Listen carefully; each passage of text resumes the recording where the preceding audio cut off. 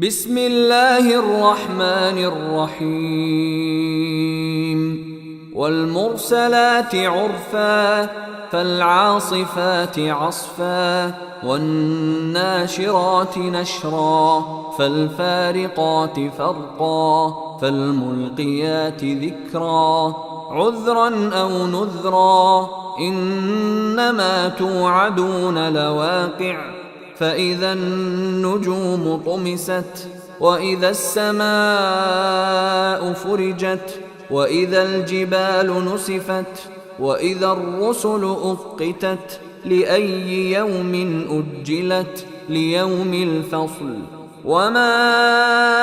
أدراك ما يوم الفصل ويل يومئذ للمكذبين ألم نهلك الأولين ثم نتبعهم الآخرين كذلك نفعل بالمجرمين ويل يومئذ للمكذبين ألم نخلقكم من ماء مهين فجعلناه في قرار مكين إلى قدر معلوم فقدرنا فنعم القادرون ويل يومئذ للمكذبين ألم نجعل الأرض كفاتا أحياء وأمواتا وجعلنا فيها رواسي شامخات وأسقيناكم ماء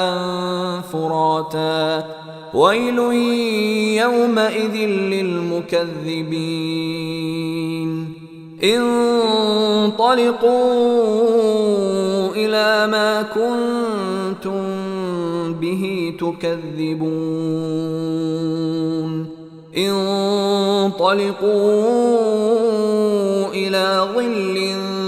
ذي 3 شعب لا ظليل ولا يغني من اللهب إنها ترمي بشرر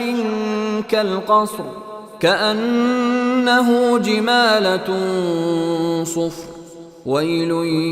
يومئذ للمكذبين هذا يوم لا ينطقون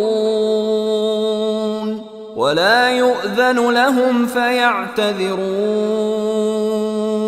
ويل يومئذ للمكذبين هذا يوم الفصل جمعناكم والأولين فإن كان لكم كيد فكيدون ويل يومئذ للمكذبين إن المتقين في ظلال وعيون وفواكه مما يشتهون كلوا واشربوا هنيئا بما كنتم تعملون إنا كذلك نجزي المحسنين ويل يومئذ للمكذبين كلوا وتمتعوا قليلا إنكم مجرمون ويل يومئذ للمكذبين